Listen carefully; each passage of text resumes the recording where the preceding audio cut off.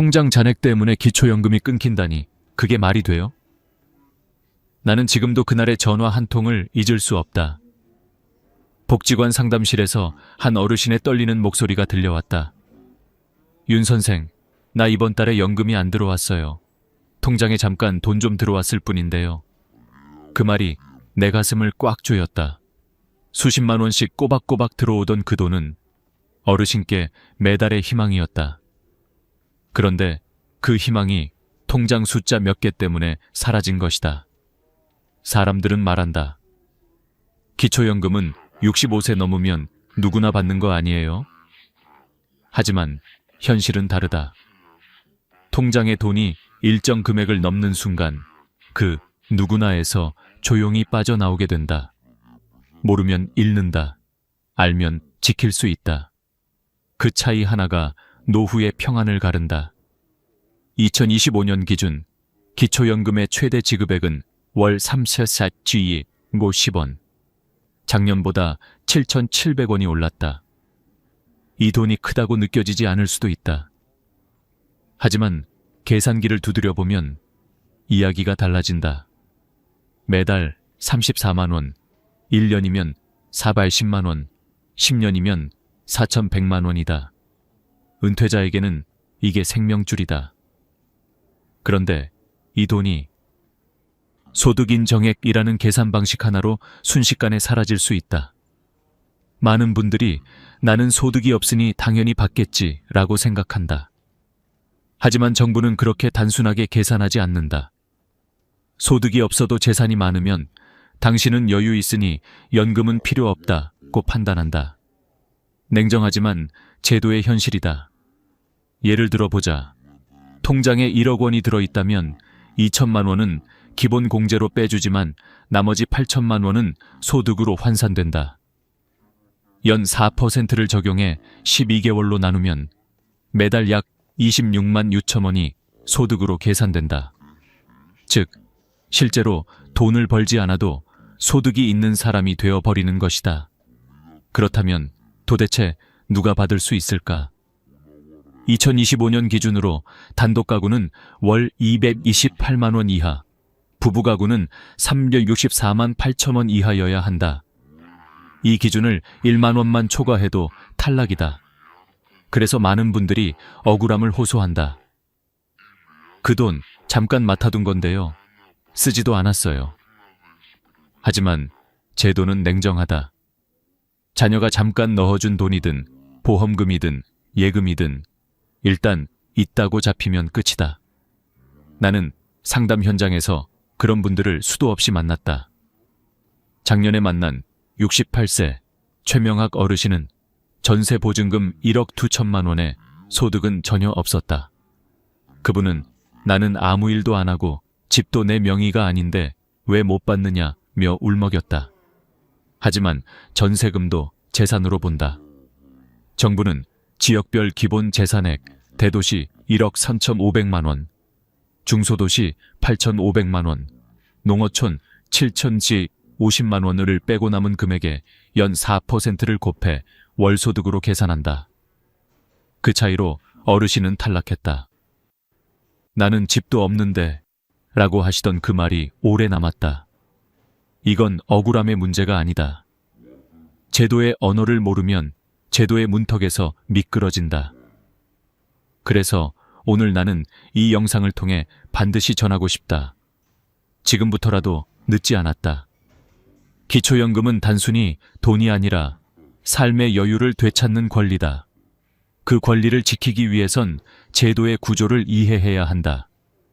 가장 먼저 알아야 할 건 기초연금은 소득만으로 판단하지 않는다는 사실이다. 정부는 소득 플러스 재산을 합쳐 소득 인정액, 소득 환산 기준을 계산한다. 예금, 보험금, 자동차, 전세보증금, 심지어 가족이 잠깐 넣은 돈까지도 이 계산에 포함된다. 즉, 재산이 많으면 소득이 없어도 탈락이고 재산이 적어도 일정 소득이 있으면 역시 탈락이다. 그런데 여기서 중요한 변화가 하나 더 있다. 2025년부터 근로소득 공제액이 112만 원으로 인상됐다. 예를 들어 월급이 300만 원인 경우 112만 원을 먼저 빼고 남은 188만 원의 30%를 추가로 공제한다. 결국 실제 소득으로 잡히는 금액은 131만 6천 원이다. 즉, 예전보다 더 많은 사람이 기준 안으로 들어올 수 있게 된 것이다. 나는 이 제도가 공정하다고 믿지 않는다. 그러나 현명하게 이용할 수는 있다고 믿는다. 누군가는 모르고 잃고 누군가는 알아서 챙긴다. 그 차이는 공부의 차이이고 관심의 차이다. 그리고 그 작은 차이가 은퇴 후 10년의 삶을 바꾼다. 그러니 지금 이 순간 꼭 한번 생각해 보시라. 내 통장에는 혹시 나도 모르게 기준을 넘는 돈이 들어있지 않은가? 그 돈이 나를 편하게 만드는 게 아니라 오히려 기초연금의 문을 닫게 만드는 열쇠가 될 수도 있다. 이제부터 본격적으로 살펴보자. 도대체 어떤 실수들이 연금을 끊어버리는 걸까? 그리고 그 실수들을 피할 수 있는 방법은 무엇일까? 당신이 몰랐던 9가지 함정, 지금부터 하나씩 밝혀드리겠다. 나는 은행 창구에서 오랫동안 일하면서 수없이 같은 장면을 보았다. 상담 테이블 너머로 어르신이 조심스레 물었다. 이거 잠깐 넣었다 빼면 괜찮죠? 그리고 몇 달 뒤 그분의 표정은 완전히 달라졌다. 윤 선생, 기초연금이 끊겼어요. 그냥 자식 통장 좀 도와준 건데요. 이건 단순한 오해가 아니다. 정말 많은 분들이 몰라서 손해를 본다. 그래서 지금부터 말씀드릴 9가지 실수는 반드시 기억하셔야 한다. 단 하나라도 해당되면 연금이 끊길 수 있다. 첫 번째 실수, 가족 간의 돈 이동. 잠깐 맡겼다가 돌려받았을 뿐인데요. 이렇게 말해도 통하지 않는다. 국민연금공단은 이체 기록을 증여로 볼 수 있다. 특히 자녀가 부모에게 혹은 부모가 자녀에게 일정 금액 이상을 송금하면 그 흔적은 그대로 남고 그 돈은 재산으로 포함된다. 한 번이라도 큰 금액이 오가면 그건 이미 데이터로 저장된다. 한 70대 부부는 자녀가 집을 살며 일시적으로 부모 통장에 계약금을 넣었다가 돌려준 적이 있었다. 그 돈은 우리 돈이 아니었는데, 그러나 심사에서는 재산으로 잡혀 탈락했다. 그분의 한숨이 잊히지 않았다. 두 번째 실수, 자녀 명의 적금을 본인이 관리하는 경우. 아들 이름으로 넣은 건데요. 나중에 내가 찾았어요. 이렇게 말하면 끝이다. 제도는 명의보다 실제 사용자를 본다. 부모가 입금하고 출금까지 하면 그건 부모의 자산으로 본다. 실제로 한 어머니가 이런 이유로 연금 전액 삭감 판정을 받았다. 세 번째 실수, 부동산을 자녀에게 헐값으로 넘기는 것. 노후에 세금 아끼려는 마음으로 이참에 자식한테 싸게 넘기자고 하시는 경우가 많다. 그러나 시세보다 너무 낮은 금액으로 거래하면 그 차액이 증여로 간주된다. 그 결과 증여세뿐 아니라 기초연금에서도 재산이 줄지 않은 것으로 판단된다. 재산은 여전히 유지됐다는 논리로 연금 감액이 이루어진다. 네 번째 실수, 폐업 신고를 안 한 사업자. 가게 문 닫은 지 오래됐어요. 이렇게 말해도 소용없다. 사업자 등록이 살아있으면 정부는 추정소득을 계산한다. 실제로 돈을 벌지 않아도 있다고 간주하기 때문이다. 이건 기초연금 계산에서 매우 치명적이다. 반드시 홈택스에서 폐업 신고를 해야 한다. 다섯 번째 실수, 고급 자동차 보유. 2025년부터는 배기량 기준이 사라지고 차량 가액 4천만 원 이상이면 무조건 고급차로 본다. 그 금액은 전액 소득으로 환산된다. 예를 들어 차량 가액이 5천만 원이면 5천만 원 전부가 소득으로 계산된다. 반면 3천만 원짜리 차량은 일반 자동차로 분류되어 14%만 반영된다. 이 차이는 어마어마하다. 여섯 번째 실수, 보험 해약금. 오래된 보험 하나 정리했을 뿐인데요. 하지만 해약금은 일시적 소득으로 계산된다. 해약금이 2천만 원 이상이면 그 순간 소득 인정액이 기준을 훌쩍 넘는다. 실제로 어떤 어르신은 보험을 해약한 다음 달에 바로 연금이 중단됐다. 7번째 실수, 자녀 명의 통장을 부모가 사용하는 경우. 이건 세무조사에서도 자주 걸린다. 자녀 이름이지만 부모가 자유롭게 입출금하면 그것은 부모 자산이다. 특히 큰 금액이 오가면 바로 추적된다. 국민연금공단은 금융거래 데이터를 국세청과 연동해보기 때문에 숨길 수 없다. 8번째 실수, 월세 수입을 신고하지 않는 것. 그냥 조용히 받으면 모르겠지 라고 생각하지만 요즘은 국세청과 연계돼 자동으로 파악된다. 신고하지 않으면 오히려 불이익이다. 소득이 잡히는 순간 연금은 바로 탈락이다. 9번째 실수, 최근 5년간 재산 정리 기록. 기초연금은 현재만 보는 게 아니다. 최근 5년간의 금융거래와 부동산 변동을 모두 살펴본다. 예를 들어 몇 달 전에 아파트를 팔고 현금을 들고 있다면 지금은 집이 없어도 그 현금은 그대로 금융재산으로 계산된다. 그 돈 다 썼어요 라고 말해도 그 사용 내역을 증명하지 못하면 끝이다. 이 9가지 실수 중 하나라도 걸리면 기초연금은 단 한 푼도 받을 수 없다. 하지만 좋은 소식도 있다. 이건 되돌릴 수 있다. 지금부터라도 바꾸면 된다. 제도를 이해하고 증거를 남기고 기준을 충족시키면 다시 받을 수 있다. 한 가지 분명한 진실은 이것이다. 기초연금은 가난한 사람에게 주는 돈이 아니라 제도를 이해한 사람에게 돌아가는 권리라는 사실이다. 지금부터는 이 권리를 잃지 않기 위해 우리가 어떤 준비를 해야 하는지 하나씩 짚어보겠다.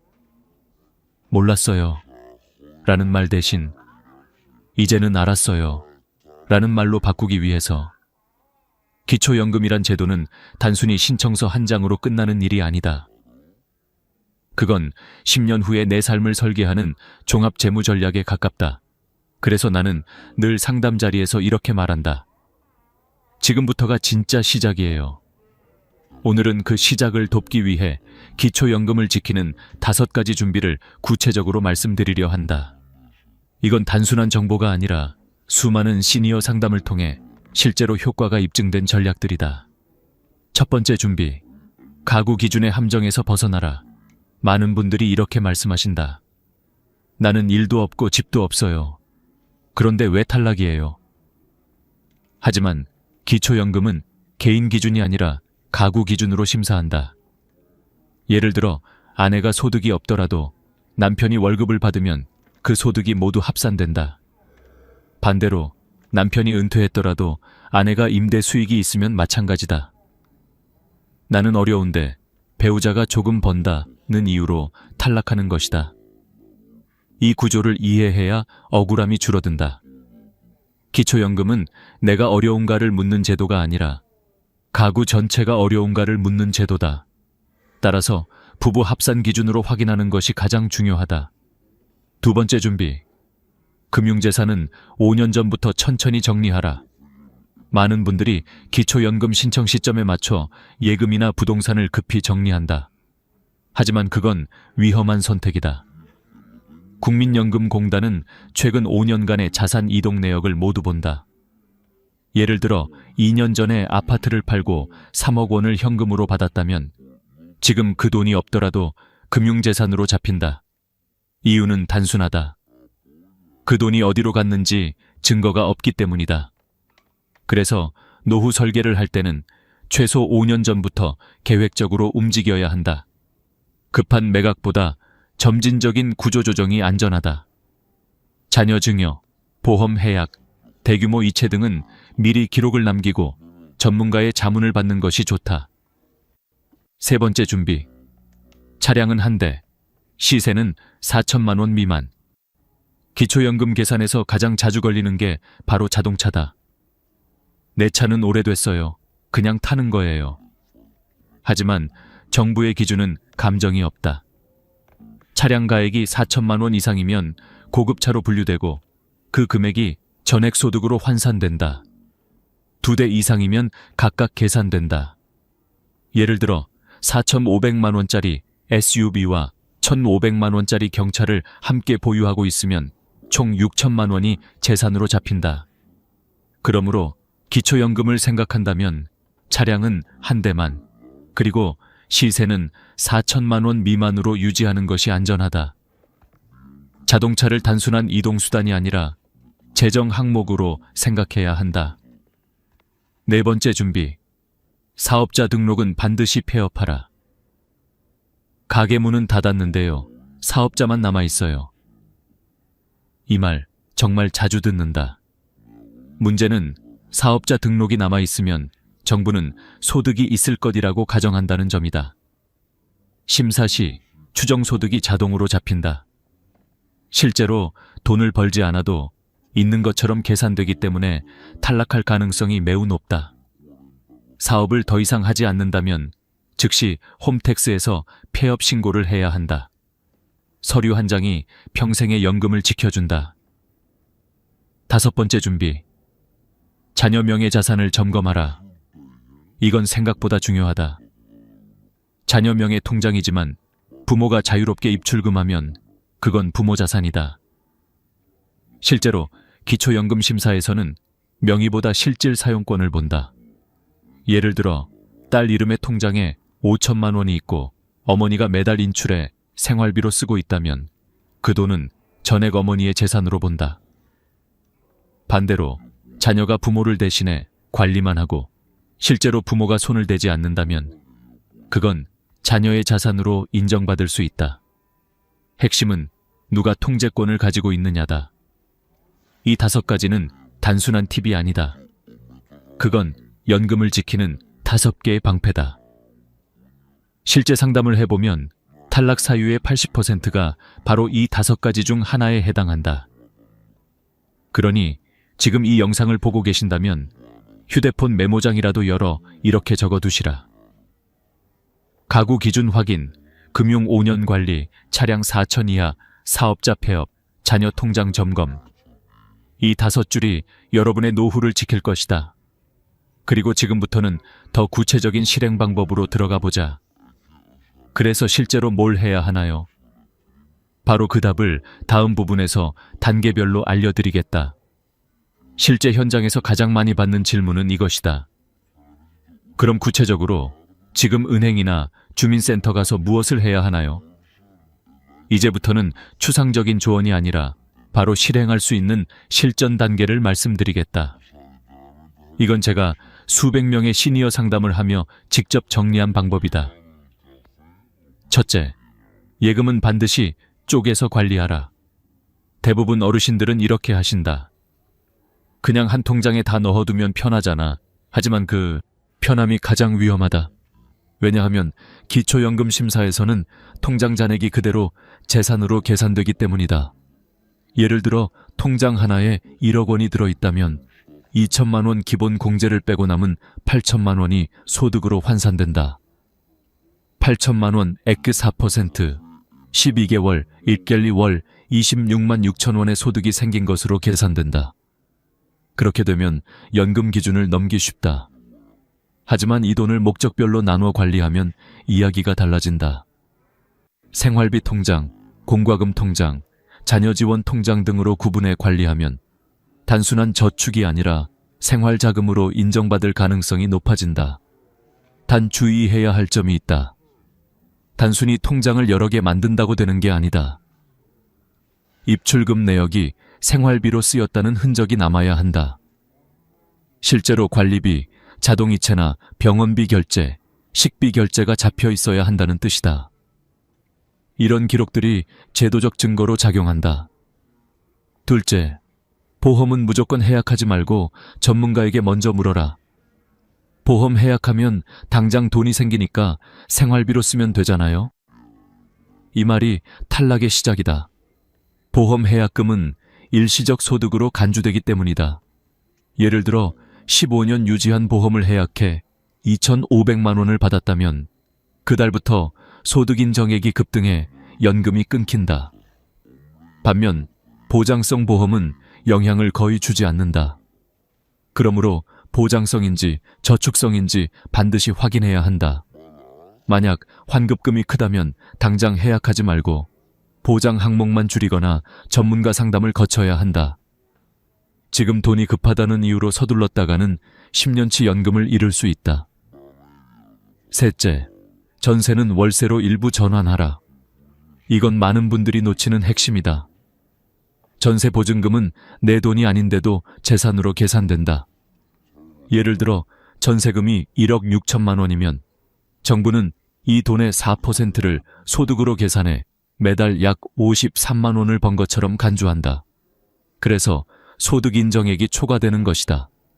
그럴 땐 일부를 월세로 전환하라. 예를 들어 보증금 1억 6천에서 3천만 원으로 줄이고 월세 40만 원으로 바꾸면 보증금이 줄어들면서 소득 인정액은 낮아지고 월세는 지출로 잡혀서 유리해진다. 단, 실제 임대차 계약이 있어야 하며 월세 이체 내역도 증거로 남아야 한다. 형식만 월세로 바꾸고 실제로 돈을 내지 않으면 조사 대상이 된다. 넷째, 세무사나 공인중개사 상담을 활용하라. 나는 가진 게 별로 없는데 굳이 전문가까지 찾아가야 하나요? 하지만 바로 그런 분들이 가장 많이 탈락한다. 왜냐하면 애매한 재산 구조를 설명할 줄 모르기 때문이다. 예를 들어 예금 4천만 원, 전세 보증금 1억 3천, 차량 시세 1천만 원이면 기준을 살짝 초과한다. 하지만 만약 차량이 폐차 직전이고 예금 중 절반이 자녀의 병원비였다면 전문가의 도움을 받아 서류로 증명만 하면 충분히 제외시킬 수 있다. 이때 중요한 건 진술이 아니라 증거다. 영수증, 이체 내역, 계약서, 폐차 확인서 등이 실제로 판단 기준이 된다. 게다가 요즘은 지자체 무료 상담 프로그램도 많다. 복지관, 주민센터, 노인회관에도 세무자문 창구가 있다. 돈이 아니라 정보를 아끼지 마라. 그게 가장 큰 손해다. 다섯째, 신청은 반드시 내가 직접 해야 한다. 놀랍게도 많은 분들이 이렇게 말씀하신다. 될 것 같아서 기다리고 있었어요. 하지만 기초연금은 자동 지급이 아니다. 신청하지 않으면 100% 탈락이다. 심지어 서류 하나 빠졌다고 탈락하는 경우도 많다. 예를 들어 건강보험료 납부 내역서가 누락되거나 오래된 CMA 계좌를 제출하지 않아도 은닉재산으로 판단된다. 그래서 신청 전 반드시 4가지를 확인해야 한다. 1. 기초생활수급자 및 돌봄 서비스 중복 여부. 2. 건강보험료 납부 금액. 3. 모든 금융계좌 내역. 4. 배우자 소득 및 재산 합산 여부. 이 4가지가 완벽히 준비돼야 심사에서 안전하다. 기초연금은 기다린다고 생기지 않는다. 움직이는 사람에게만 주어진다. 그리고 그 움직임은 거창할 필요가 없다. 주민센터 한번 방문, 서류 몇 장 제출, 그리고 내 이름으로 신청서에 사인 한번. 그게 노후의 안정으로 이어진다. 이쯤에서 여러분에게 묻고 싶다. 혹시 지금 내가 받을 수 있는 연금을 놓치고 있지 않은가? 그렇다면 지금이 바로 움직일 때다. 다음 부분에서는 실제로 신청 과정에서 가장 많이 하는 실수와 신청 후에 연금을 꾸준히 유지하는 방법을 단계별로 알려드리겠다. 기초연금 신청은 단순히 한 번으로 끝나지 않는다. 많은 분들이 이제 신청했으니 됐겠지 하고 안심하지만 그게 바로 2번째 실수의 시작이다. 신청 이후에도 꾸준히 관리하지 않으면 연금이 중단되거나 금액이 줄어드는 경우가 적지 않다. 이제부터 말씀드릴 내용은 실제 신청 후에 연금을 오래 안전하게 유지하기 위한 관리 전략이다. 첫째, 5년간의 금융 흐름을 투명하게 남겨라. 기초연금은 단 한 번의 심사로 끝나지 않는다. 정기적으로 재심사가 이루어진다. 특히 재산 변동, 보험 해약, 부동산 거래 등이 있으면 즉시 확인된다. 그래서 통장 거래 내역, 계좌 간 이체 기록, 현금 인출 내역 등을 깔끔하게 정리해 두는 게 좋다. 예를 들어 자녀가 생활비를 보냈다면 생활비 메모를 남기고 병원비로 인출했다면 영수증을 함께 보관하라. 이런 세세한 기록들이 재심사 때 이건 단순한 소비였다 는 증거로 작용한다. 한 72세 어르신은 3년 전 자녀가 결혼할 때 도와주기 위해 2천만 원을 송금했다가 그것이 증여로 오해받아 연금이 중단된 적이 있다. 하지만 나중에 결혼식 계약서와 이체 내역을 제출하자 다시 회복됐다. 기록은 곧 방패다. 둘째, 자동차는 상태가 바뀌면 바로 신고하라. 자동차를 폐차했거나 팔았다면 그 즉시 구청이나 국민연금공단에 변경 신고를 해야 한다. 이유는 단순하다. 연금심사는 될 2년 전 데이터를 기준으로 하는 경우가 많다. 이미 팔았는데도 시스템에선 보유 중으로 잡혀 있으면 탈락한다. 자동차는 단순한 이동수단이 아니라 연금 계산의 변수다. 그러니 변화가 생기면 바로 신고하는 습관을 들이자. 셋째, 가족 간 금전 거래는 반드시 증거를 남겨라. 아들한테 돈 빌려줬는데요. 나중에 돌려받았어요. 이 말이 아무리 진심이라도 증거가 없으면 증여로 본다. 그래서 돈을 빌려줄 때는 간단히라도 차용증을 작성해야 한다. 차용증에는 금액, 날짜, 상환 계획을 적고 서로 서명하면 된다. 그게 없다면 무상 이전으로 판단되어 기초연금이 끊길 수 있다. 한 68세 부부는 딸 결혼자금 5천만 원을 빌려줬다가 차용증이 없어 연금이 중단되었다. 하지만 뒤늦게 증빙을 제출한 후 복구되었다. 제도는 감정이 아닌 서류로 움직인다. 넷째, 보험을 새로 가입할 때도 신중하라. 의외로 많은 분들이 연금 수령 중에도 새로운 보험 상품을 가입한다. 문제는 일부 저축성 보험이 추가 재산으로 간주되어 재심사 시 불이익이 생긴다는 것이다. 특히 만기 환급형 상품은 예금성 자산으로 분류되므로 피해야 한다. 반면 의료실비, 암보험, 장기요양보험 등 순수 보장성 보험은 문제없다. 요약하자면 만기 환급금이 있다면 조심하라. 새로운 보험을 가입할 때는 반드시 담당 공무원이나 금융 전문가에게 이게 소득 인정액에 포함되나요? 라고 확인하라. 그 한마디가 10년치 연금을 지킨다. 다섯째, 연금과 다른 복지제도를 함께 설계하라. 기초연금 하나로는 부족하다. 실제로 많은 분들이 이렇게 말씀하신다. 매달 34만 원 들어오는데 약값 내고 나면 남는 게 없어요. 그래서 정부는 기초연금 외에도 다양한 노후 복지제도를 운영하고 있다.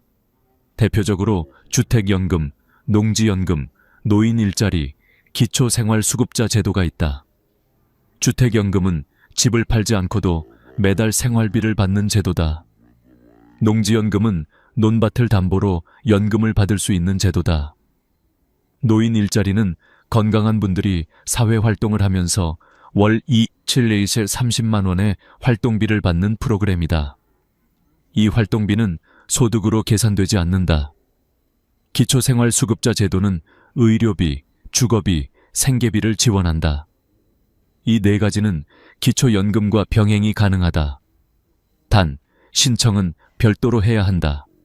즉, 연금은 받는 돈을 늘리는 게 아니라 복지의 퍼즐을 완성하는 일이다. 여섯째, 반드시 재심사 통지서를 챙겨라. 국민연금공단에서는 필 2년에 한 번씩 재심사 안내를 보낸다. 이 통지서를 놓치면 서류 제출 기한이 지나서 자동 탈락되는 경우가 있다. 특히 혼자 사는 어르신들은 우편물을 늦게 확인해 손해보는 일이 많다. 이럴 때는 공단 고객센터 13555로 전화해서 전자문서 서비스를 신청해두면 카카오톡이나 문자로도 안내를 받을 수 있다. 작은 습관 하나가 큰 돈을 지킨다. 이 모든 걸 실천하면 기초연금은 단순한 제도가 아니라 매달 들어오는 두 번째 월급이 된다. 통장에 돈이 찍힐 때마다 그건 단순히 금액이 아니라 마음의 안정감이다. 이번 달도 들어왔네. 이 한마디가 하루를 지탱하는 힘이 된다. 다음 부분에서는 기초연금 외에도 시니어가 활용할 수 있는 국가지원제도 4가지를 자세히 소개하겠다. 이건 실제로 연금보다 더 든든한 보이지 않는 연금이 될 것이다. 기초연금만으로는 부족하다고 느끼는 분들이 많다. 한 달에 34만 원 가지고는 약값 내기도 빠듯해요. 그런 말을 들을 때마다 나는 늘 이렇게 답한다. 정부가 준비해둔 건 기초연금 하나가 아닙니다. 우리가 아직 다 쓰지 못했을 뿐이에요. 오늘은 그 아직 쓰지 못한 4가지 제도를 알려드리려 한다.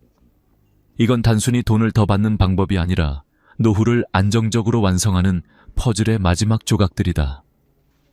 첫 번째, 주택연금 가장 많이 묻는 질문이 있다. 내 집은 있는데 생활비가 부족해요. 집을 팔아야 할까요? 아니다. 절대 서두르지 마라. 그럴 때 필요한 게 바로 주택연금이다.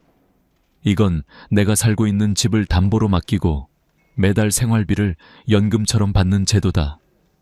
집은 그대로 내 명의로 남고 쫓겨날 일도 없다. 법으로 보호된다. 2025년 기준으로 부부 중 1명이 55세 이상, 주택의 공시가가 12억 원 이하라면 신청할 수 있다. 예를 들어 서울의 9억 원짜리 아파트를 가진 70대 부부가 주택연금에 가입하면 매달 100만 원에서 200만 원까지 생활비를 받을 수 있다. 게다가 사망 후에도 자녀가 상속받을 수 있고 원한다면 집을 팔아 상환할 수도 있다.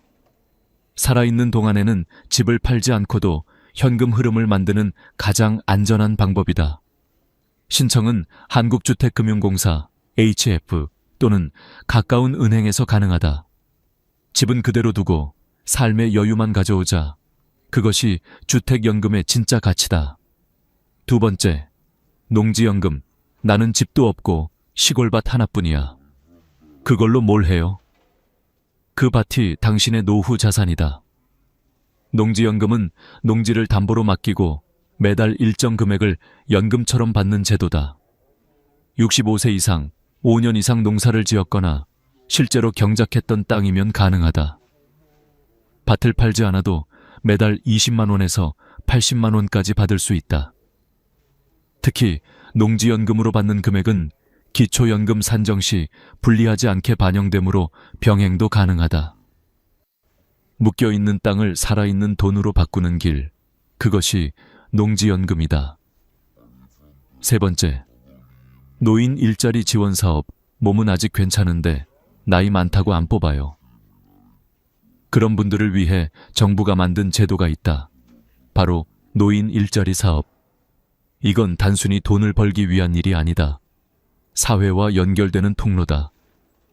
예를 들어 초등학교 앞에서 아이들을 안전하게 돕는 등하교 도우미, 복지관이나 공원에서 환경 정리, 취약계층 어르신을 찾아가는 돌봄 서비스 등.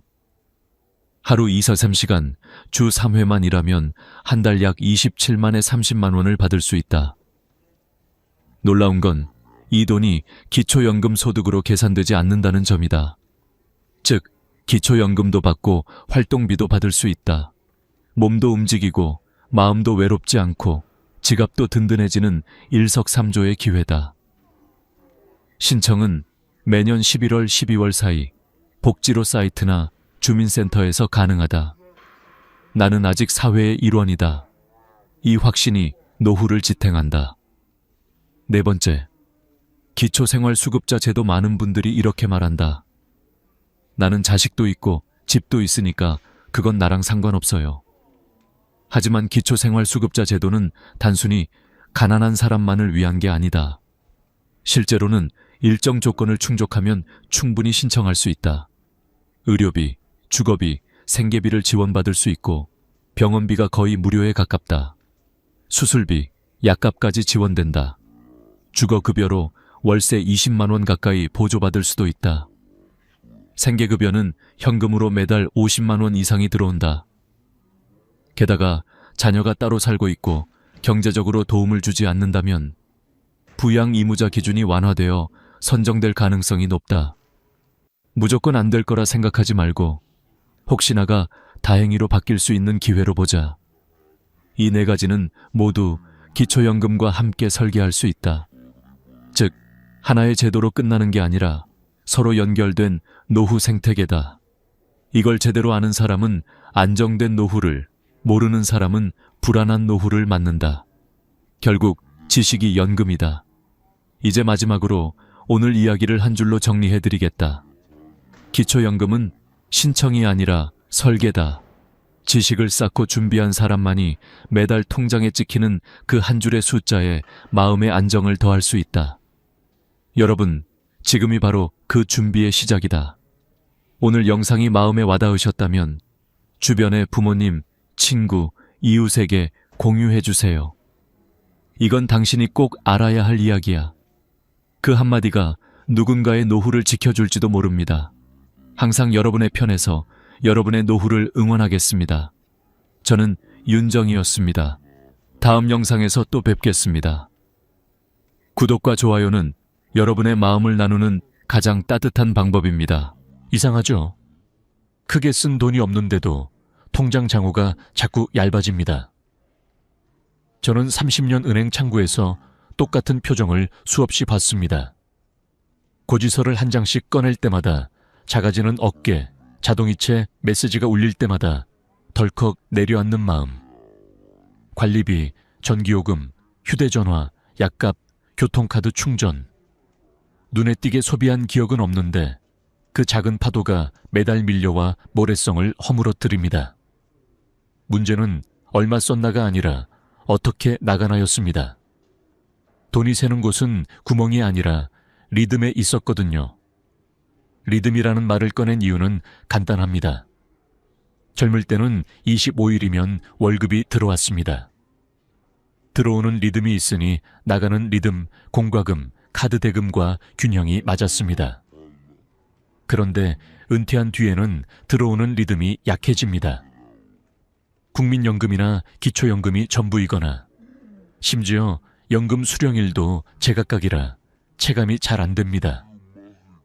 반면 나가는 리듬은 훨씬 규칙적이고 빈번합니다. 자동이체일, 통신요금일, 관리비일, 약국 결제일. 결국 안 썼다가 아니라 리듬이 깨졌다가 잔고가 줄어드는 첫 번째 이유입니다. 둘째 이유는 고정비의 착시입니다. 사람은 큰 지출엔 경계심이 생기지만 작은 정기 지출엔 관대해집니다. 19,000원, 7,800원, 12,000원. 이런 구독형 비용이 3개만 모여도 한 달 4만 원대, 1년에 50만 원을 훌쩍 넘습니다. 약값도 비슷합니다. 만성질환 약이 3만 5천 원, 영양제가 2만 원, 혈압기 소모품이 1만 원. 합치면 한 달 6만 7만 원이고 1년에 80만 원 안팎입니다. 숫자를 더해보면 별거 아닌 돈이 아니라 알아서 빠져나가는 월급이 됩니다. 눈에 보이는 영수증이 저거 불편함을 덜 느낄 뿐 통장에는 확실히 상처를 남깁니다. 셋째 이유는 망이 일시 수령의 공백입니다. 3천만 원, 5천만 원 목돈을 정기예금에 맡기고 만기에 한 번에 받는 게 이득이라고 믿는 경우가 많습니다. 이자율 표기만 보면 그럴듯하죠. 하지만 그 1년, 2년 동안 생활비는 어디서 메우나요? 결국 다른 통장에서 조금씩 당겨 쓰고 부족하면 적금을 깨고 그러다 보면 원금은 그대로라는 안도감 대신 내 돈이 줄어든다는 불안만 자랍니다. 저는 이 공백을 무수입의 터널이라고 부릅니다. 터널을 지나는 동안 차는 연료를 태우고 통장은 잔액을 태웁니다. 목적지에서는 이자를 한 번에 받지만 터널 안에서의 허기를 못 버티면 중도해지라는 더 큰 손실로 돌아옵니다. 넷째 이유는 현금 흐름표의 부재입니다. 직장인을 위한 월급 명세서는 있지만 은퇴자를 위한 월 생활비 명세서는 없습니다. 그래서 불안은 얼마 남았는지에서가 아니라 다음 달도 버틸 수 있는지에서 시작됩니다. 실제 상담에서 저는 가장 먼저 3가지 칸만 채웁니다. 들어오는 돈, 연금, 이자, 나가는 돈, 고정비, 변동비, 비상비, 의료 경조. 이 표를 적는 순간 어르신들의 표정이 달라집니다. 불안의 정체가 숫자로, 숫자가 선택으로 바뀝니다. 한 달에 23만 원이 모자라네요. 그럼 15만 원은 이자로, 나머지 8만 원은 기초연금 절약으로 메울 수 있어요. 막연함을 칸 하나로 바꿔주는 것, 그게 통장 장호를 지키는 첫걸음입니다. 다섯째 이유는 세금과 수수료의 그림자입니다. 이자소득세 14%, 지방세 1.4%, 합쳐서 15.4%가 조용히 빠져나갑니다. 1년에 이자 120만 원을 받으면 세금만 18만 4천 원입니다. 여기에 은근한 수수료, 타행이체 수수료, 체크카드 연회비가 더해지면 연간 3만 5만 원이 더 사라집니다. 세금은 피할 수 없다는 말은 맞습니다. 하지만 줄일 수 있다는 말도 맞습니다. 특히 만 65세 이상이라면 이자를 받으면서 세금을 줄일 수 있는 칸이 분명히 있습니다. 다만 이 칸은 신청해야 열립니다. 자동으로 열리는 문이 아닙니다. 이 사실을 모르면 통장은 메달 같은 곳에서 조금씩 피를 잃습니다. 여섯째 이유는 안전신호의 부재입니다. 돈은 온도계가 없습니다. 대신 경보등이 필요합니다.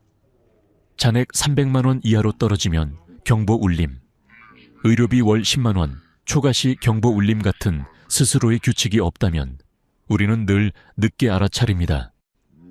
카드값이 이미 결제된 뒤, 약국에서 이미 긁은 뒤, 관리비가 이미 빠져나간 뒤, 경보는 사후 통보가 아니라 사전 멈춤이어야 합니다.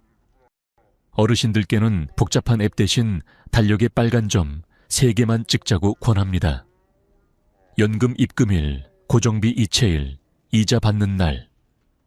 이 3점이 보이는 순간 돈의 흐름은 머릿속이 아니라 달력 위에서 움직입니다.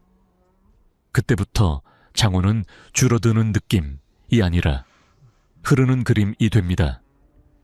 여기까지가 장호가 줄어드는 6가지 실체입니다. 쓰지 않아서 남는 게 아닙니다. 들어오는 리듬이 없어서, 작은 고정비가 눈에 안 보여서, 망이 터널에서 허기를 참지 못해서, 표가 없어서, 세금과 수수료가 그림자처럼 따라붙어서, 경보가 없어서 천천히, 그러나 확실히 줄어듭니다. 저는 이 진실을 숨기지 않습니다. 대신 이야기의 방향을 틀 겁니다.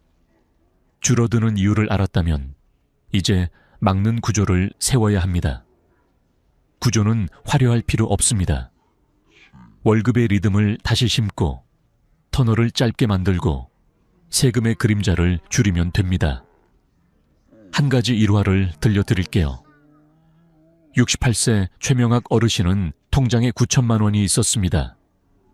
그런데 밤마다 불안해서 수면제를 찾았습니다. 돈이 있는데 왜 불안하실까요? 제가 묻자 어르신은 대답하지 못했습니다. 그래서 달력에 점을 찍었습니다. 연금일 15일, 공과금 10일, 통신비 13일, 약값 매주 목, 그리고 이자 받는 날은 공란으로 남았습니다. 선생님, 이자 받는 날이 없네요. 그 말이 끝나자 어르신의 눈이 동그랗게 커졌습니다. 그날 우리는 한 달에 한 번 이자가 찍히는 구조를 만들기로 약속했고 3달 후 어르신은 같은 금액을 가진 채 다른 표정을 지었습니다. 장호는 비슷한데 마음이 다릅니다. 저는 미소로 답했습니다. 그게 노후의 이자입니다. 숫자가 아니라 안심이요. 이 영상의 처음에서 저는 리듬이라는 단어를 꺼냈습니다. 그리고 지금 그 리듬의 첫 박자를 예고합니다. 다음 파트에서 우리는 장호를 지키는 가장 간단한 장치, 매달 찍히는 돈을 만들 겁니다. 월급이 사라진 자리, 2번째 월급을 심을 겁니다. 거창한 투자도 복잡한 금융상품도 아닙니다. 이미 알고 있는 은행, 이미 익숙한 예금으로. 다만 방식은 바꿉니다. 만기에 한 번이 아니라 매달 조금씩 숫자와 마음이 동시에 숨을 쉬도록 리듬을 되살릴 겁니다. 지금 잠깐 당신의 통장을 떠올려 보세요. 다음 달 10일, 13일, 25일에는 무엇이 빠져나가나요? 그리고 그 사이 당신의 통장에는 무엇이 들어오나요?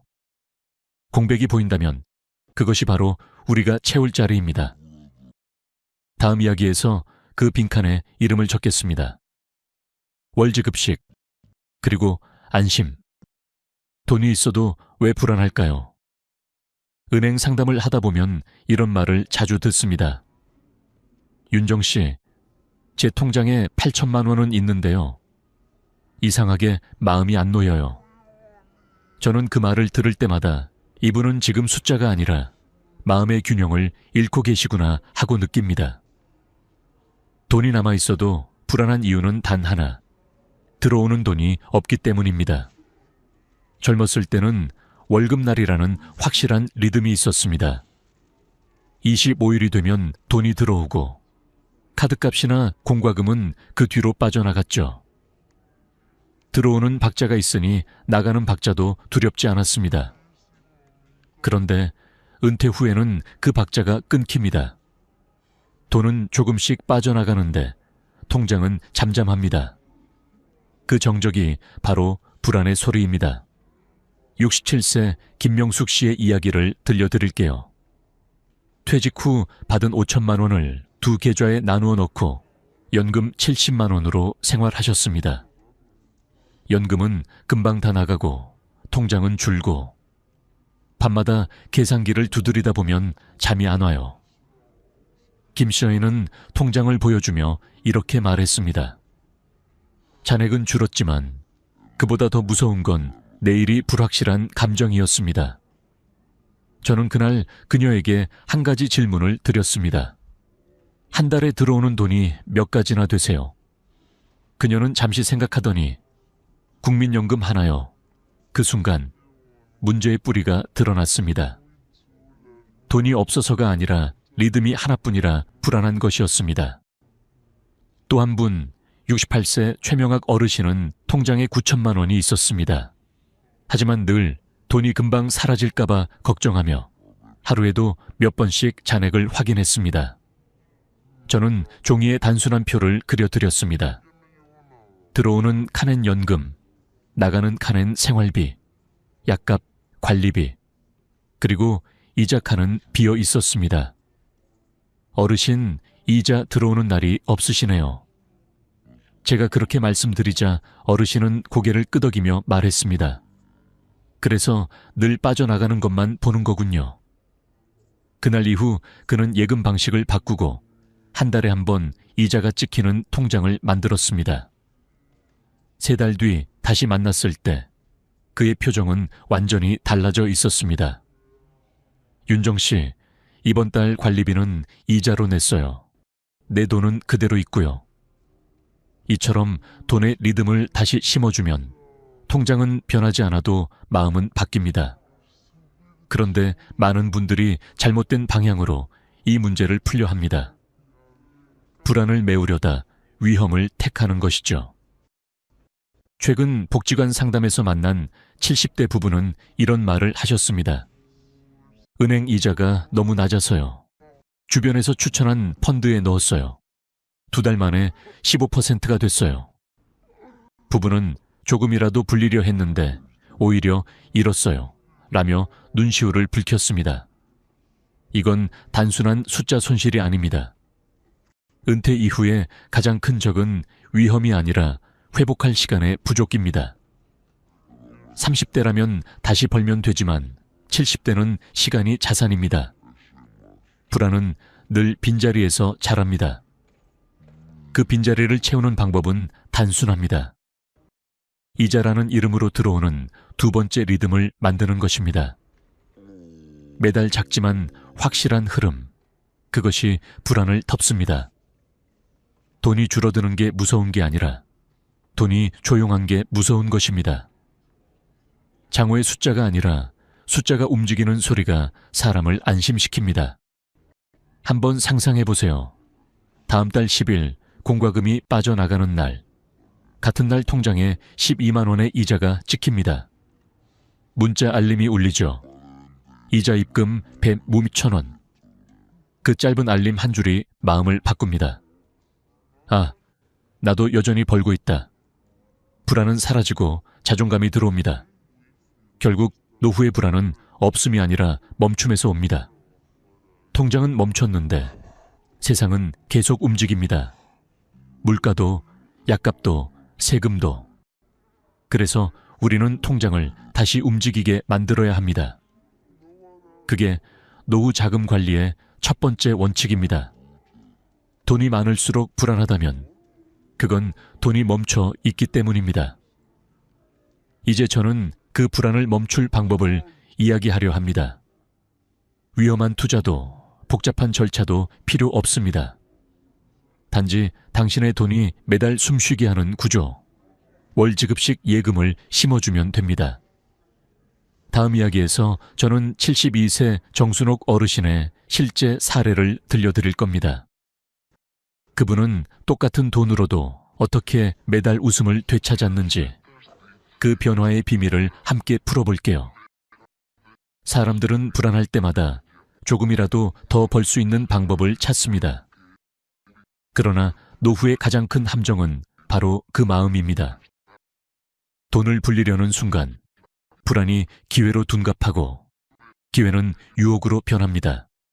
그리고 유혹은 어느새 당신의 평생 모은 돈을 집어삼킵니다. 저는 은행에 있을 때 그 광경을 수도 없이 봤습니다. 60대, 70대, 심지어 80대 어르신들까지 안전하다더라 는 말에 속아 투자에 뛰어들었다가 모든 걸 잃고 돌아오는 모습을요. 한 번은 이런 일이 있었습니다. 69세 정만수 어르신은 은퇴 후 모은 6천만 원을 지인의 소개로 정부 인증 고수익 상품에 넣었습니다. 이름만 들어도 든든하게 들렸죠. 한 달에 2% 이자, 원금 보장, 게다가 국가 지원 사업이라는 설명까지 붙었습니다. 하지만 2달 후 연락이 끊겼습니다. 그 돈이면 손자 대학 등록금도 낼 수 있었는데 정 어르신의 눈빛엔 깊은 후회와 분노가 뒤섞여 있었습니다.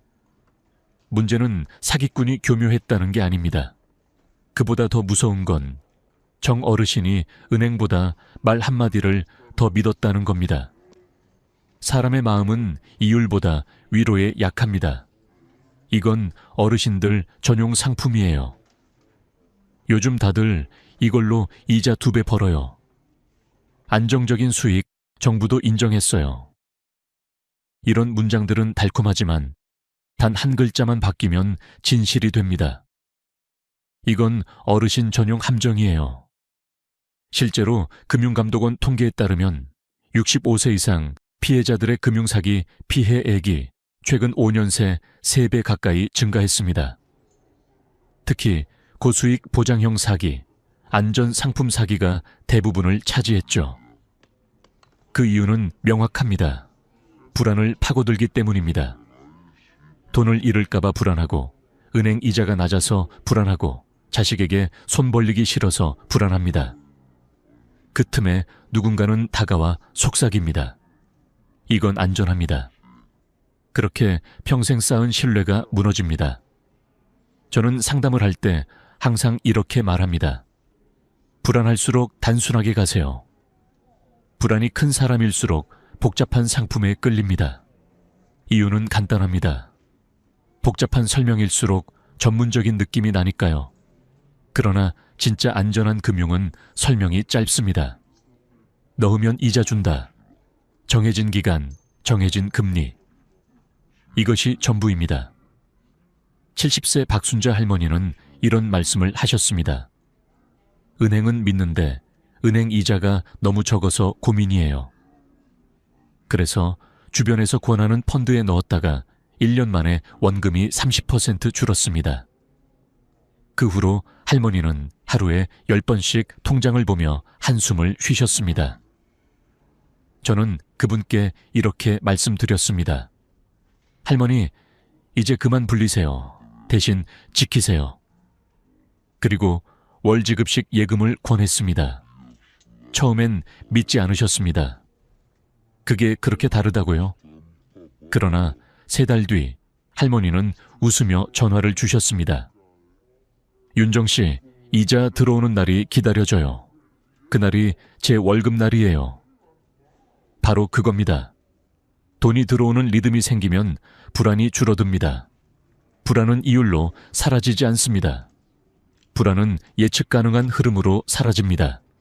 한 가지 더 중요한 이야기를 드릴게요. 위험은 이자율에 비례하지 않습니다. 이자율이 높을수록 위험도 높아진다는 건 맞는 말이지만 반대는 틀립니다. 이자율이 낮다고 해서 안전하다는 보장은 없습니다. 은행이라도 상품 구조가 복잡하면 손해를 볼 수 있습니다. 예를 들어 중도 해지 시 이자 손실이 크거나 우대 조건을 놓쳐 금리가 낮아지는 경우도 있죠. 그래서 저는 늘 이렇게 말합니다. 이자율보다 구조를 보세요. 노후의 돈은 벌기 위한 돈이 아니라 지키기 위한 돈입니다. 지키는 사람은 돈이 줄어들어도 평온합니다. 벌려는 사람은 돈이 늘어도 불안합니다. 이제 우리는 방향을 바꿀 시간입니다. 위험한 투자 대신 안전한 흐름을 만드는 구조. 그 구조의 이름이 바로 월지급식 예금입니다.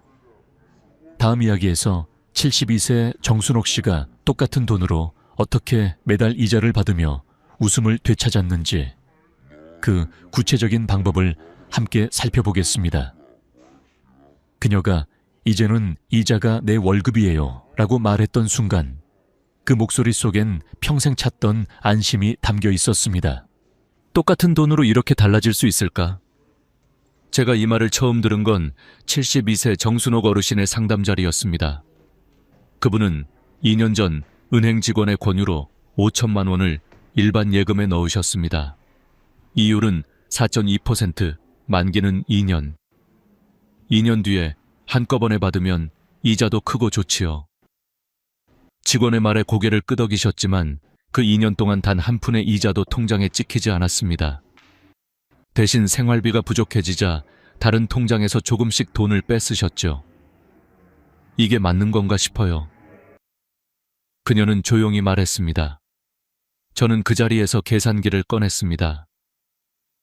어르신, 만약 이 돈을 월지급식으로 하셨다면요? 한 달에 약 17만 원씩 들어왔을 겁니다. 그녀는 놀란 눈으로 제 손을 봤습니다. 그럼 2년 동안 400만 원이 넘는 돈을 받으셨을 거예요. 그 돈이면 약값, 관리비, 손주 용돈까지 해결되셨을 거예요. 잠시 침묵이 흘렀고 정순옥 어르신은 손을 모은 채 이렇게 말씀하셨습니다. 그럼 지금이라도 바꿀 수 있을까요? 그날 우리는 바로 은행에 함께 가서 기존 예금을 해지하고 새로 월지급식 예금으로 재가입했습니다. 금리는 같았습니다. 그러나 방식은 완전히 달랐습니다. 원금은 그대로 두고 이자를 매달 받는 구조. 한 달 후 어르신은 환한 목소리로 전화를 주셨습니다. 윤정 씨, 이번 달 관리비는 이자로 냈어요. 그게 이렇게 마음이 편할 줄 몰랐어요. 그 한마디가 모든 걸 말해줍니다. 같은 금리, 같은 은행, 같은 돈. 달라진 건 단지 리듬뿐이었습니다. 월지급식 예금은 단순히 이자를 나눠받는 상품이 아닙니다. 그건 심리적 급여 시스템입니다. 한 달에 한 번 내 통장으로 들어오는 돈. 그건 숫자가 아니라 살아있는 안도감입니다. 매달 이자가 찍힐 때마다 사람은 다시 살고 있다는 감각을 되찾습니다. 노후의 외로움과 불안은 대부분 더 이상 들어오는 게 없다는 정적에서 생깁니다. 그 정적을 깨는 가장 안전한 방법이 바로 이 리듬입니다. 물론 모든 예금이 월지급식이 가능한 건 아닙니다. 은행에 따라 월이자 지급형이라는 이름으로 운영됩니다. 가입할 때 반드시 이렇게 물어보세요. 이 예금은 매달 이자를 받을 수 있나요? 대부분의 시니어분들이 실수하는 부분이 바로 이겁니다. 그냥 예금이라는 단어만 듣고 동일한 상품이라고 착각하시죠. 하지만 실제로는 만기 일시 지급형과 월지급식은 완전히 다릅니다. 이건 단순히 언제 받느냐의 차이가 아니라 심리적 안정을 매달 공급받느냐 아니냐의 차이입니다. 72세 박인자 어르신의 사례를 볼까요? 그녀는 퇴직금 4천만 원을 그냥 보통 예금에 넣어두고 있었습니다. 국민연금 65만 원으로는 생활비가 모자라 매달 25만 원씩 부족했죠. 이러다 통장이 텅 비면 어쩌죠? 그 불안함 때문에 밤마다 장부를 썼지만 잔액은 줄어들기만 했습니다. 그래서 저는 4천만 원을 월지급식 예금으로 바꾸자고 제안했습니다. 금리는 연 4.2%, 계산해보니 한 달 세전 이자는 약 14만 원이었습니다. 게다가 어르신이 65세 이상이셨기에 비과세 종합저축으로 전환할 수 있었죠. 즉, 세금 없이 14만 원이 고스란히 통장에 찍히는 구조입니다. 그 후 어르신은 매달 자신의 월급날을 기다렸습니다. 이번 달 약값은 이자로 냈어요. 아들한테 손 벌릴 일 없으니까 좋네요. 그 한마디에 담긴 자존감은 돈으로 환산할 수 없는 가치였습니다. 이처럼 월지급식 예금은 단순한 재테크가 아닙니다. 그건 노후의 자존감을 지키는 장치입니다. 한 달에 10만 원, 15만 원이라도 내 통장에서 스스로 들어오는 구조. 그건 나는 여전히 내 인생의 주인이다 라는 신호입니다. 통장이 조용하면 사람은 불안해집니다. 하지만 매달 찍히는 이자 한 줄이 있으면 마음은 달라집니다. 그건 단지 숫자가 아니라 삶의 박자입니다. 다음 이야기에서는 이 흐름에 세금 없는 혜택을 더할 겁니다. 이제부터 말씀드릴 비과세 종합저축제도는 많은 분들이 놓치고 있는 노후의 황금 열쇠입니다. 세금 한 푼 내지 않고 이자를 100% 받는 방법, 그 단순하지만 강력한 제도를 함께 파헤쳐 보겠습니다. 그 이야기를 알면 당신의 통장에 남는 건 단지 돈이 아니라 시간입니다.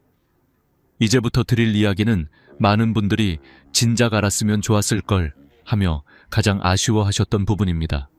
바로 비과세 종합저축제도입니다. 아마 이런 생각해 보신 적 있을 겁니다. 은행 이자 받으면 세금 떼이잖아요. 어쩔 수 없지 뭐. 그런데요, 그게 어쩔 수 없는 일이 아닙니다. 적어도 65세 이상이라면요. 우리는 보통 이자를 받을 때 14%의 세금을 냅니다. 100만 원을 받으면 14만 원이 빠져나가는 거죠. 작게 느껴질 수도 있지만 그게 매달 누적되면 1년에 25만 원, 10년이면 250만 원입니다. 한 달 약값으로 계산하면 무려 1년치 약값이 사라지는 셈입니다. 그런데 놀라운 사실은 이걸 단 한 번의 신청으로 영원으로 만들 수 있다는 겁니다. 이 제도는 국가에서 공식적으로 시행 중인 제도입니다. 이름은 비과세 종합저축. 말 그대로 예금이든 적금이든 이제 세금을 부과하지 않는 제도예요. 대상은 65세 이상 시니어, 그리고 장애인, 국가유공자, 기초생활수급자 등입니다. 하지만 조건이 있습니다. 1억 원 한도, 즉 예금 원금 기준으로 1억 원까지 비과세 혜택이 주어집니다. 그런데 정말 안타까운 건 이걸 모르는 분들이 너무 많다는 겁니다. 지난달에 73세 한영석 어르신을 상담했습니다. 저는 매달 이자 들어올 때마다 조금씩 세금이 빠져나가더라고요. 원래 그런 줄 알았어요. 제가 통장을 확인해 드렸더니 5년 동안 무려 120만 원의 세금을 내고 계셨습니다. 한 번도 비과세 신청 안 하셨네요. 그 말을 듣고 어르신은 멍하니 고개를 들었습니다. 아니, 그런 게 있었어요? 네, 어르신. 은행에서 따로 안내해주지 않으면 모르고 지나가는 경우가 많아요. 그분은 잠시 말이 없더니 이렇게 말했습니다. 120만 원이면 손주 학원비예요. 너무 아깝다. 그날 저는 어르신과 함께 은행에 가서 신청을 도와드렸습니다. 신청 과정은 간단했습니다. 신분증만 있으면 됩니다. 65세 이상이라 비과세 종합저축 신청하려고 합니다. 창구 직원에게 이렇게만 말하면 바로 등록됩니다. 그 이후부터는 이제 세금이 붙지 않습니다. 그 한 번의 신청으로 앞으로 수년간 세금을 제로로 만들 수 있는 겁니다. 하지만 주의할 점도 있습니다. 이 제도는 모든 은행을 합쳐서 1억 원까지만 적용됩니다. 예를 들어 A은행에 6천만 원, B은행에 5천만 원이 있다면 총 1억 1천만 원이죠. 이 경우 1억 원까지만 비과세, 나머지 1천만 원은 세금이 붙습니다. 그래서 여러 은행에 나누어서 예금을 하실 때는 반드시 합산 금액을 계산해야 합니다. 또 하나, 최근 중요한 변화가 있습니다. 2024년 9월부터 예금자 보호 한도가 기존 5천만 원에서 1억 원으로 확대되었습니다. 즉, 한 은행이 만약 부도가 나더라도 1억 원까지는 국가가 보장합니다.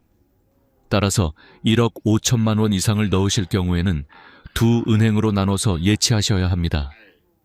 예를 들어 A은행에 8천만 원, B은행에 7천만 원.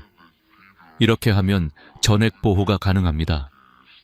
여기서 많은 분들이 헷갈려 하시는 부분이 있습니다.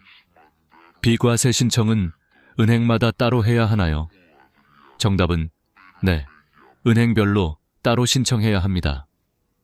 A은행에서 했다고 B은행에도 자동으로 적용되지 않습니다. 그래서 예금하실 때마다 꼭 물어보세요. 이 예금 비과세 등록됐나요? 그 한마디로 수십만 원이 달라집니다. 한 번은 70세 최정숙 할머니가 저에게 이런 말씀을 하셨어요. 윤정 씨, 저는 세금 조금 내도 괜찮아요.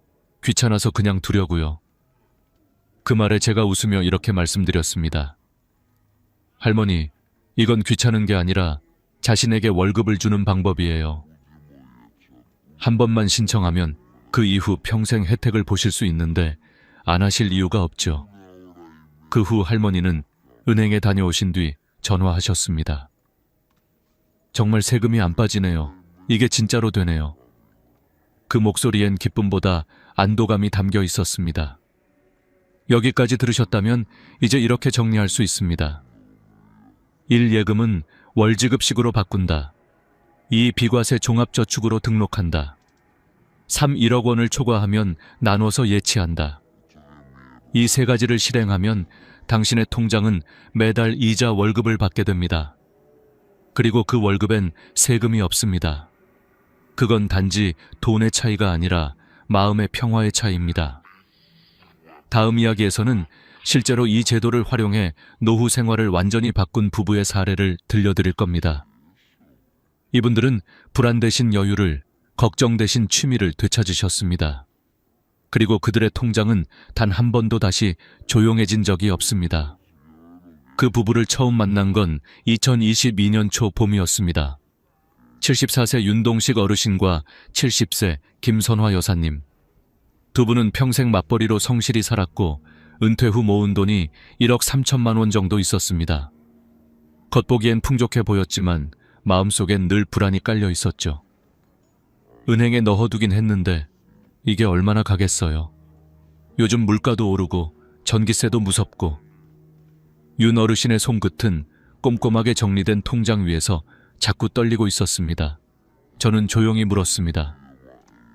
어르신, 매달 얼마 정도 들어오세요? 국민연금이 둘이 합쳐서 110만 원 정도요. 생활비는요? 한 달에 150만 원쯤 나가요. 근데 언제 병원비가 생길지 몰라서 늘 조마조마하죠. 저는 미소를 지으며 계산기를 꺼냈습니다. 그럼 이렇게 해보세요. 1억 3천만 원을 한 은행에 다 넣지 마시고 A은행에 7천만 원, B은행에 6천만 원으로 나누세요. 그리고 두 군데 모두 월지급식 예금으로 비과세 종합저축으로 신청하시면 됩니다. 윤 어르신은 고개를 갸웃하셨습니다. 그렇게 하면 뭐가 달라져요? 이자가 매달 들어옵니다. 세금도 한 푼 안 떼이고요. 계산해보면 한 달에 약 23만 원이 꾸준히 들어옵니다. 23만 원이요? 네. 그 돈이면 관리비, 약값 다 내고도 손주 용돈을 줄 수 있습니다. 3달 후 윤 어르신에게서 전화가 왔습니다. 목소리에는 설렘이 묻어 있었습니다. 윤정 씨, 오늘 또 이자가 찍혔어요. 우리 부부가 요즘은 문화센터 다녀요. 제가 서예 배우고 아내는 요가 배워요. 그 돈으로요. 이런 여유가 생길 줄 몰랐어요. 그 말에 저는 잠시 말을 잃었습니다. 그것이 바로 돈이 주는 자유의 진짜 의미였습니다. 더 많은 돈이 아니라 매달 들어오는 확실한 흐름. 그 리듬이 삶의 박자를 되돌려줍니다. 사람은 통장이 조용할 때 가장 불안합니다. 숫자가 줄어드는 걸 보는 순간 마음도 줄어듭니다. 하지만 통장에 매달 이자가 찍히는 순간 사람은 다시 살아납니다. 그건 단순한 숫자가 아니라 나는 아직 움직이고 있다는 증거입니다. 윤동식 어르신 부부는 그 이후로 손주 돌보며 여행도 다니고 노후를 살아내는 대신 즐기는 시간으로 바꾸셨습니다. 하지만 여기서 꼭 짚고 넘어가야 할 게 있습니다. 월지급식 예금도 맞는 건 아닙니다. 첫째, 중도 해지 금지. 만기 전에 찾으면 약속한 금리의 절반도 못 받습니다. 그래서 반드시 당장 쓰지 않을 돈만 넣으세요. 둘째, 고금리 유혹 조심. 연 10% 이자, 정부 보증 상품 같은 문장은 거의 100% 사기입니다. 요즘 금융감독원 자료를 보면 노년층 금융사기 피해자 중 72%가 고이율 미끼 상품에 속았다고 합니다. 정식 금융기관인지 꼭 확인하세요. 셋째, 이해 안 되면 무조건 물어보기. 한 번 더 설명해 주세요. 이 말은 결코 부끄러운 말이 아닙니다.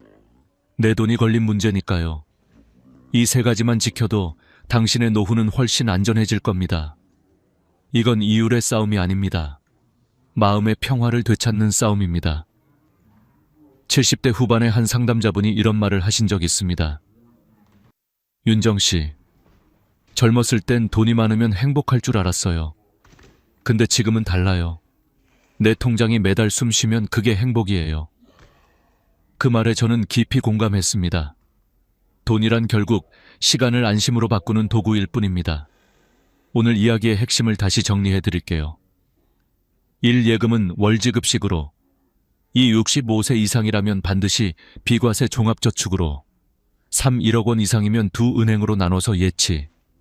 4. 정식 금융기관 외의 상품은 절대 금지. 5. 예금할 땐 이율보다 구조를 확인. 이 5가지만 지켜도 노후는 불안 대신 안심으로 채워집니다. 이 영상을 보고 계신 분들 중 나도 지금 당장 해보고 싶다는 생각이 드셨다면 오늘 저녁 그냥 지나치지 마세요. 스마트폰에 들어가서 시니어 월지급식 예금 검색만 해보세요. 그것만으로도 당신의 노후가 달라집니다.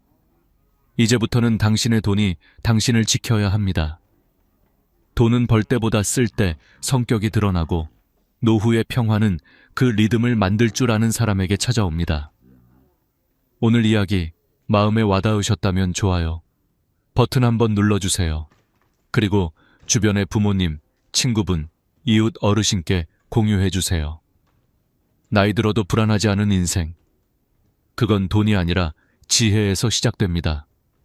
저는 앞으로도 여러분이 더 편안한 노후를 살아가실 수 있도록 현장에서 배운 진짜 이야기들을 계속 전해드릴 겁니다. 잊지 말고 구독 눌러주세요. 다음 영상에서 또 뵙겠습니다. 항상 건강하시고 마음이 풍요로운 하루 되세요. 감사합니다.